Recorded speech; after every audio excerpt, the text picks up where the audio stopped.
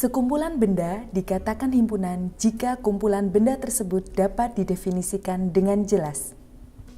Kumpulan alfabet A sampai E dan kumpulan bilangan bulat 1 sampai 5 merupakan contoh dari himpunan. Pada umumnya, huruf kapital digunakan untuk menyatakan nama himpunan dan kurung kurawal digunakan untuk membatasi penulisan anggota himpunan. Anda dapat menyatakan keanggotaan suatu himpunan dengan dua cara, yaitu dengan mendaftarkan semua anggota himpunan dan menggunakan notasi pembentuk himpunan. Pendaftaran semua anggota himpunan dilakukan jika banyaknya anggota himpunan berhingga dan sedikit, sehingga semua anggota dapat dituliskan. P merupakan himpunan bilangan genap positif kurang dari 15. Q merupakan himpunan 5 huruf alfabet pertama. Penulisan anggota himpunan dengan notasi pembentuk himpunan dilakukan jika anggota himpunan tidak dapat didaftar satu persatu dan memiliki kesamaan sifat. U adalah himpunan X, di mana X merupakan bilangan bulat yang nilainya lebih dari negatif 7. V adalah himpunan Y, di mana Y merupakan bilangan real yang nilainya berada antara 0 dan 1. Objek yang memenuhi syarat keanggotaan himpunan dinyatakan sebagai anggota himpunan. Sebagai contoh, jika X adalah objek yang memenuhi syarat keanggotaan himpunan A, maka dapat ditulis sebagai X anggota A. Sebagai contoh, diketahui himpunan P memiliki anggota bilangan bulat antara 2 sampai 14. Maka dapat kita nyatakan bahwa 10 merupakan anggota dari himpunan P. Angka 11 bukan merupakan anggota dari himpunan P, sehingga dapat dinyatakan bahwa 11 bukan anggota P. Terdapat dua macam himpunan, antara lain 1. Himpunan kosong. Himpunan kosong adalah himpunan yang tidak memiliki anggota. Sebagai contoh, A merupakan himpunan bilangan bulat yang nilainya lebih dari 1 dan kurang dari 2. Karena A tidak memiliki anggota, maka A adalah himpunan kosong. 2. Himpunan semesta. Himpunan semesta merupakan himpunan yang memuat semua anggota yang sedang dibicarakan. Himpunan semesta ditulis dengan S atau semesta dan U atau universe. Contoh, B merupakan himpunan yang beranggotakan apel, mangga. C merupakan himpunan yang beranggotakan jambu, rambutan.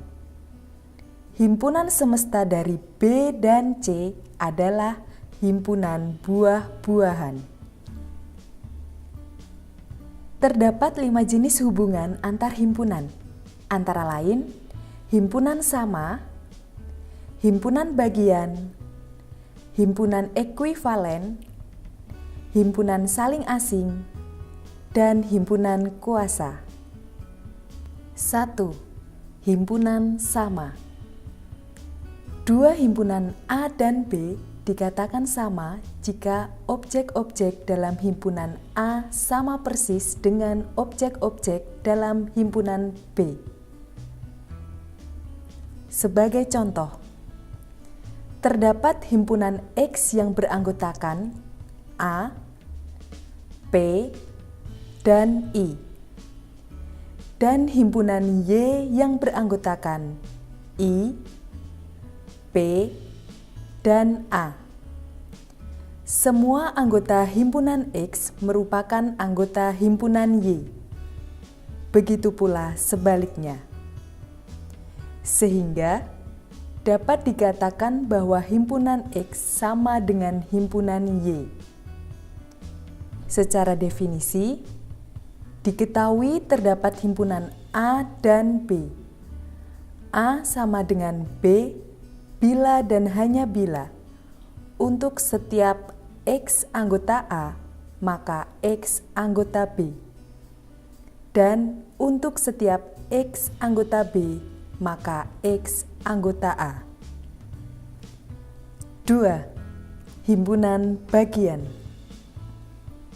Himpunan A dapat dikatakan sebagai himpunan bagian B jika objek-objek di himpunan A selalu ada di himpunan B.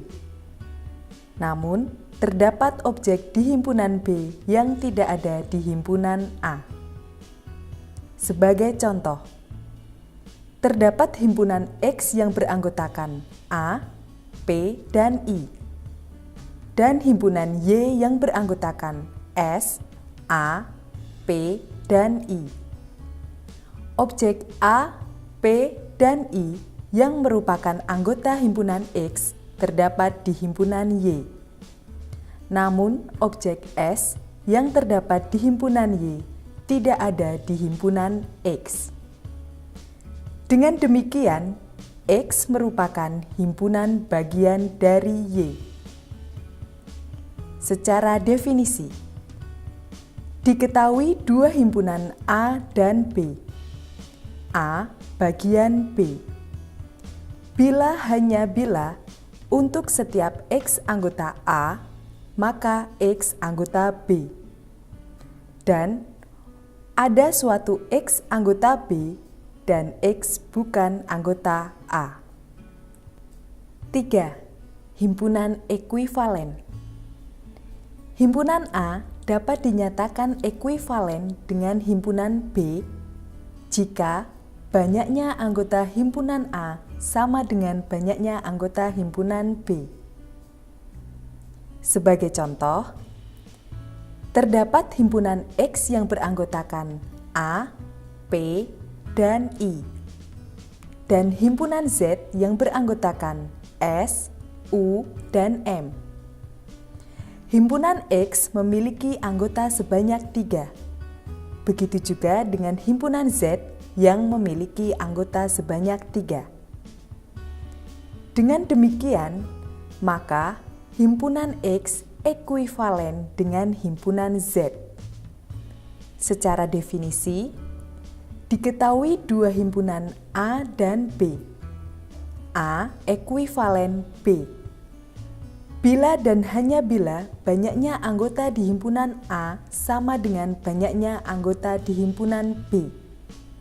Atau ada korespondensi 1-1 antara A dan B. 4. Himpunan saling asing. Dua himpunan A dan B dikatakan saling asing jika objek-objek dalam himpunan A tidak boleh ada di himpunan B. Begitu juga sebaliknya. Sebagai contoh, terdapat himpunan X yang beranggotakan A, P, dan I, dan himpunan W yang beranggotakan D, U, S, dan T. Objek A, P, dan I merupakan anggota himpunan X dan tidak menjadi anggota dari himpunan W.